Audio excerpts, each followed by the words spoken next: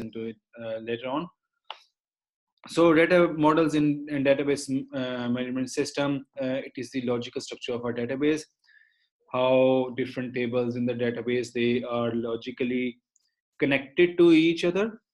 Okay? What are their attributes? What are the entities, and what are the different constraints or limitations imposed upon these different relationships and you can say tables. So there are several types of actually data models in DBMS. Okay? First one is object based logical models.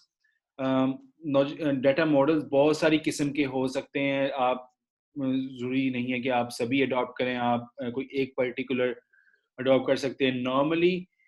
Normally जो है लोग जो हैं ER model is very well discussed in among the student community. ठीक है, जब आप academic या टीचिंग की बात करते हैं तो यहाँ पे जिस ऑब्जेक्ट बेस्ड लॉजिकल मॉडल्स हैं वो उसमें ER मॉडल जो है बड़ा फेमस है, वो हम आगे देखेंगे भी इसमें. ऑब्जेक्ट बेस्ड लॉजिकल मॉडल जो है वो कंसेप्चुअल और व्यू लेवल को डिस्क्राइब करता है, और इसमें आपके पास दो किस्म के मॉडल हैं, ऑब्जेक्ट मॉडल और ऑब्जेक्ट ओरिएंटेड मॉडल. फिर रिकॉर्ड बेस्ड लॉजिकल मॉडल्स हैं. ठीक है, they also describe at the conceptual and view levels, these models specify logical structure database with records, fields and attributes. ठीक है, क्योंकि ये रिकॉर्ड बेस्ड है तो डेटाबेस को ये डिस्क्राइब करने के लिए रिकॉर्ड्स भी यूज करते हैं. इसमें तीन इसकी डिफरेंट एग्जांपल्स हैं समझ लें. रिलेशनल मॉडल है, हायरार्किकल मॉडल है और नेटवर्क मॉडल है. सो नेटवर्क मॉडल जो है वो हायरार्किकल मॉडल जैसा ही है, लेकिन इसकी ज़्यादा डिटेल में इसलिए नहीं जा रहा कि it will be too much, क्योंकि ये मॉडल्स अलग अलग इनकी एट्रीब्यूट्स हैं अलग अलग. तो जस्ट एक एग्जाफी इंफॉर्मेशन के लिए कि network model is same as the hierarchical model except that it has graph like structure rather than a tree based structure. तो हायरार्की अच्छा, हायरार्की क्या होती है? हायरार्की होती है टॉप डाउन, जिस तरह आप कहते हो जैसे डिपार्टमेंट के टॉप पे या किसी फैकल्टी के टॉप पे डीन होता है, उसके नीचे पे चेयरमैन होते हैं, चेयरमैन के नीचे जो टीचर्स होते हैं, टीचर्स के नीचे फिर दूसरा स्टाफ होता है एंड सो ऑन. फिर इस तरह स्टूडेंट्स होते हैं, स्टूडेंट्स में फिर CRs होते हैं एंड सो ऑन. सो ये एक हायरार्की बन जाती है कि एक और हायरार्की किस लिए होती है कि each bigger entity is controlling all the beneath them. So this is hierarchy. So इसमें एक ट्री लाइक स्ट्रक्चर बन जाता है, जैसा एक रूट से आप एक मल्टीपल ब्रांचेस निकल आती हैं. ठीक है, तो इस तरह इसमें भी एक टॉप मतलब आप समझ लें उसे रूट कहते हैं, और उससे फिर एक मल्टीपल आगे वो एक्सपेंड करते जाते हैं डायरेक्शन में. सो इसमें नेटवर्क मॉडल में ग्राफ लाइक स्ट्रक्चर होता है और हायरार्किकल मॉडल में जो है वो ट्री बेस्ड स्ट्रक्चर होता है. So unlike a hierarchical model, this model allows each record to have more than one parent record. So hierarchical model में it is obvious कि उसमें originate या starting point एक होगा, लेकिन उसे आप root node भी कहते हैं, root record भी कह सकते हैं. ठीक है, या पेरेंट रिकॉर्ड भी कह सकते हैं, लेकिन और नेटवर्क मॉडल में एक से ज़्यादा पेरेंट रिकॉर्ड हो सकता है. अच्छा, रिकॉर्ड बेस्ड लॉजिकल मॉडल्स में ये तीन थी एक टाइप्स. और फिर फिजिकल डेटा मॉडल्स हैं. ये फिजिकल मॉडल्स जो हैं वो लोएस्ट लेवल जहाँ पे फिजिकली डेटा स्टोर होता है उसको डिस्क्राइब करने के लिए फिजिकल डेटा मॉडल्स यूज होते हैं. तो एज ए सेट के ER मॉडल या एंटिटी रिलेशनशिप डायग्राम जो है DBMS में, डेटाबेस मैनेजमेंट सिस्टम में, these are one of the most discussed topic in academics, और normally they are very easy to understand. ठीक है, इस आप एक दफ़ा ये जब जान लेते हैं कि इसमें किस चीज़ का क्या मतलब है, तो it is very easy to build and work on. So it describes the structure of a database with the help of a diagram. ठीक है, जिसे ER diagram या entity relationship diagram कहते हैं. ठीक है, it is a design or blueprint of a database that can later be implemented by as a database. Main component जो है ER मॉडल के वो एंटिटी होता है और रिलेशनशिप होता है, एंटिटी सेट और what is an entity relationship diagram? So entity relationship diagram shows the relationship among entity sets. Entity set is a group of similar entities and these entities can have attributes. ठीक है. और अच्छा entity क्या होती है basically, कोई भी आप इट्स जस्ट लाइक कि कोई भी आप पर्सन प्लेस या किसी भी ऑब्जेक्ट को आप एंटिटी कह सकते हैं जिसकी कोई एट्रीब्यूट्स हों. ठीक है, जैसे स्टूडेंट है उसके कुछ एट्रीब्यूट्स हैं. एट्रीब्यूट्स या कैरेक्टरिस्टिक मतलब ये कि attributes are just like characteristic, जैसे आपका नेम आपका कैरेक्टरिस्टिक है, आपका एजी नंबर आपका कैरेक्टरिस्टिक है, and so on. So these are the characteristic of a student entity. और इसकी स्टूडेंट अच्छा एंटिटी की एक जो ख़ास बात है, जब भी आप एंटिटी को देखते हैं, डिस्क्राइब करते हैं या डिफाइन करने की कोशिश करते हैं, तो entities are always general. For example मैंने स्टूडेंट कहा है लेकिन ये नहीं बताया कि कौन सा student, so that will be it's you can say instance या record of that entity. So entity is just you can say generally a particular general thing or general class of that category. In terms of database management system, an entity is a table or attribute of a table in a database. So by showing relationship among tables and their attributes, ER diagram shows the complete logical structure of a database. ठीक है. अच्छा, ER diagram जो है उसके जो logic structure जो है वो नीचे एक सिंपल डायग्राम दी हुई है जिसमें आप देख सकते हैं एक स्टूडेंट इज एन एंटिटी और इसके एट्रीब्यूट्स हैं, जिसका स्टूडेंट आईडी है, स्टूडेंट नेम है और स्टूडेंट एड्रेस है. और इसका एक कॉलेज एक एंटिटी है और जिसमें कॉलेज आईडी है, कॉलेज नेम है, इसका कॉलेज एड्रेस भी हो सकता है. तो ये जो स्केयर बॉक्सेस में हैं, दीज आर द एंटिटीज, और इनके दरमियान रिलेशनशिप जो है ये बीच में किया, studying in student, studying in college. So studying in here is the relationship, और रिलेशनशिप को इस तरह से शो किया जाता है. सो ऊपर जो टेक्स्ट में भी यही चीज़ डिफाइन की गई है. सो इसके अलावा भी जो आप एट्रीब्यूट्स, ये एट्रीब्यूट्स ओवल जो बैलून्स हैं इन एक तरह से उनमें शो किए गए हैं, इससे ज़्यादा भी हो सकते हैं. ये just for the sake of example है. ठीक है, ये एक सिंपल ER डायग्राम है. सो ये नीचे जो इसकी डिस्क्रिप्शन है बेसिकली इसी चीज़ को डिफाइन कर रही है कि इसमें क्या क्या चीज़ किया गया है. जिसका रेक्टेंगल है एंटिटी सेट को रिप्रेजेंट करती है, एलिप्सिस जो है एट्रीब्यूट्स को, डायमंड्स रिलेशनशिप सेट को, लाइंस जो हैं वो लिंक करते हैं एट्रीब्यूट्स को, रिलेशनशिप को और एंटिटीज को. ठीक है, डबल एलिप्सिस वो भी अब देखने आगे के double Ellipsis, double dashed Ellipsis और ये सब. ठीक है, वीक एंटिटीज भी होती हैं, डिराइव्ड एट्रीब्यूट्स भी होते हैं, मल्टी वैल्यूड एट्रीब्यूट्स भी हो सकते हैं, and so on. Double line, ठीक है, total participation of entity in a relationship. So these are all, ये हम सब कुछ डायग्राम से करते हैं. अगर कोई एंटिटी वीक है तो उसको जो है वो डैश डबल रेक्टेंगल से शो किया जाता है. वीक एंटिटी क्या होती है वो आगे चल के देखते हैं. ठीक है, सो तो आपने बेसिकली हम लोग क्या करते हैं, डेटाबेस के डिज़ाइन को हमने करना है और उसको उसको उसको रिप्रेजेंट करने के लिए diagrammatically we use this ER diagram. So ER models के कंपोनेंट से क्या हो सकते हैं. अच्छा, ER मॉडल में आपके पास एंटिटी होते हैं, जैसा बहुत सारी एंटिटीज की टाइप हैं. एट्रीब्यूट्स में आपके पास की एट्रीब्यूट की कोई की होती है, मतलब कंपोजिट, मल्टी वैल्यू, डिराइव, मतलब ये सारे एट्रीब्यूट की आगे सकते हैं प्रॉपर्टीज कह सकते हैं, ठीक है, सब टाइप कह सकते हैं। इसके अलावा रिलेशनशिप की कितनी टाइप्स हो सकती हैं, one to many, many to one और मैनी टू मैनी, ये सब रिलेशनशिप्स की टाइप्स हैं। So these are different types of each, you can say, category or each component of ER diagram. so इसमें एंटिटी, अच्छा पहले एंटिटी को देखते हैं। एंटिटी जो है एक ऑब्जेक्ट या कंपोनेंट होता है डाटा का।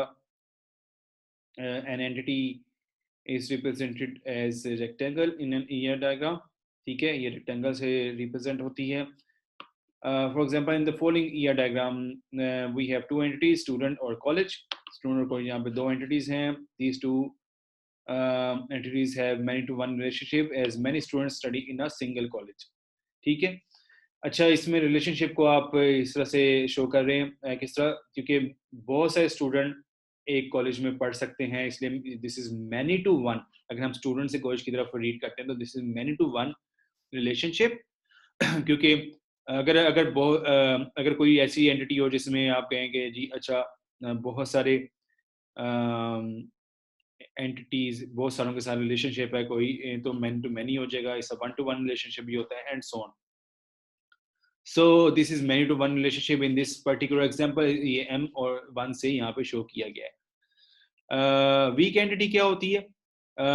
An entity that can not be uniquely identified by its own attributes and relies on the relationship with other entity is called weak entity, ठीक है, जिसके अपनी यूनिकली आइडेंटिफिकेशन नहीं होती अपने एट्रीब्यूट्स की, और ये दूसरे एंटिटीज पे रिलाई करती है, उसके रिलेशनशिप पे रिलाई करती है। Weak entity is represented by a double rectangle. For example, a bank account can not be uniquely identified without knowing the bank to which the account belongs, so bank account is weak entity, ठीक है। सो bank account जो एक weak entity है क्योंकि bank account के अपने attributes हैं, लेकिन आप उसको आइडेंटिफाई नहीं कर सकते, उसको कैरेक्टराइज नहीं कर सकते, उसके एट्रीब्यूट्स नहीं आइडेंटिफाई कर सकते जब तक आप बैंक की टाइप आपको ना पता हो। सो this is a weak entity, it depends on the type of bank here. Attribute describes a property of an entity, जिससे मैंने कहा कैरेक्टरिस्टिक या प्रॉपर्टी एक एंटिटी की है वो डिफाइन करता है, ठीक है। ये ओवल शेप से इसको डिफाइन किया जाता है। 4 टाइप्स के एट्रीब्यूट्स होते हैं, key attribute, composite attribute, multi valued और derived attribute. Now what is a key attribute? Key attribute जो होता है, it can uniquely identify an entity from entity set. ये एक यूनिक ऐसी चीज होती है जो उसको आइडेंटिफाई कर सकती है rest of the entity set से। फॉर एग्जाम्पल, स्टूडेंट का रोल नंबर जो है ये उसको यूनिकली आइडेंटिफाई करता है। आपका जैसा एजी नंबर, रजिस्ट्रेशन नंबर, आपका नेशनल CNAC नंबर है, दीज आर योर की एट्रीब्यूट्स। अगर डेटाबेस के पॉइंट, क्योंकि आपका ये रिकॉर्ड कहीं डेटाबेस में स्टोर है, तो जब भी आपका रिकॉर्ड वहां से फैच किया जाएगा तो आपके CNAC या एजी नंबर के अकॉर्डिंगली किया जा सकता है और किया जाता है। सो दोज आर योर की एट्रीब्यूट्स। और इसको रिप्रेजेंट करने के लिए आप उसकी एट्रीब्यूट को अंडरलाइन करते हैं, ठीक है, उसके टेक्स्ट को। So this represent the key attribute of that particular entity. फिर कंपोजिट एट्रीब्यूट होता है, an attribute that is a combination of other attributes is known as composite attribute, ठीक है। जैसे कि in student entity, the student address is a composite attribute as an address is composed of other attributes such as pin code, state and country. तो ये एक attribute है student का address, और उसके सब एट्रीब्यूट, क्योंकि ये एट्रीब्यूट खुद से अकेला खुद से डिफाइन नहीं हो सकता, इसमें मल्टीपल फैक्टर्स इन्वॉल्व हैं या सब फैक्टर्स इन्वॉल्व हैं, तो वो सारे सब एट्रीब्यूट जो मिलकर इसको कंपोजिट एट्रीब्यूट बनाते हैं, इसको कंपोज करते हैं। तो ये इस तरह से आपकी डायग्राम में रिप्रेजेंट किया जाता है। इसके अलावा मल्टी वैल्यूड एट्रीब्यूट है, an attribute that can hold multiple values in is known as multi valued attribute. It is represented with double ovals in ER diagram. जैसा कि a person can have more than one phone number, so the phone number attribute is multi-valued.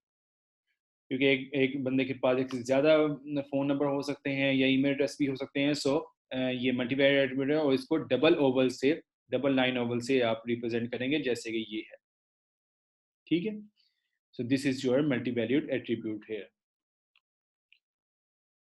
फिर derived attribute है। Derived attribute जो है is one whose value is dynamic and derive from another attribute, जिसकी value दूसरे से derived हो और change होती रहती हो। It is represented by dashed oval in ER diagram, जिस तरह ये है। ठीक है, so percentage is drive attribute as it changes over time and can be derived from another attribute. So ये जो है आपकी डेट ऑफ बर्थ पे डिपेंड करती है और ये चेंज होती रहती है। ये डायनामिक है, ठीक है, स्टैटिक नहीं है, डायनामिक है। और this is the you can say derived attribute here. Relationship. Relationship is represented by diamond shape. In ER diagram, it shows the relationship among entities. There are 4 types of relationship. ये diamond से represent होता है। जिस person has passport, तो ये has जहाँ पे है जो डायमंड में है, दिस इज रिलेशनशिप। और इसकी 4 किस्में होती हैं normally, 1 to 1, 1 to many, many to 1 और many to many। सबसे पहले हम देखते हैं 1 to 1 रिलेशनशिप, जहाँ पे when a single instance of an entity is associated with single instance of another entity, this is called 1 to 1 relationship. For example, a person has only one passport and a passport is given to one person. So in both way ये single एक relationship है। एक बंदे के पास एक ही passport हो सकता है। So person has passport, ये 1 to 1 relationship है। 1 to many, when a single instance of entity is associated with more than one instances of another entity, then it is called 1 to many। ठीक है, for example, a customer can replace many orders, but an order cannot be placed by many customers. So एक customer जो है वो multiple orders place कर सकता है, मतलब मैनी ऑर्डर्स प्लेस कर सकता है। तो ये 1 to many रिलेशनशिप हो गया। लेकिन जो ऑर्डर जो है वो आप ये नहीं कह सकते an order can not be placed by many customers. ठीक है, एक ऑर्डर एक ही कस्टमर को जाएगा, ऑब्वियसली बात है। सो ये 1 to many रिलेशनशिप है। So this is a very good example. And फिर मैनी टू वन रिलेशनशिप, और ये हम पहले देख चुके हैं, जहाँ पे आपके पास जो है more than one instance of an entity is associated with a single instance of another entity. This is called many to one relationship. Student study in college, so many to one relationship. फिर many to many relationship, और many to many relationship when more than one instance of an entity is associated with more than one instance of another entity। ठीक है, जैसे कि a student can be assigned to many projects and project can be assigned to many students। ठीक है, बल्कि यहाँ पे ये होना चाहिए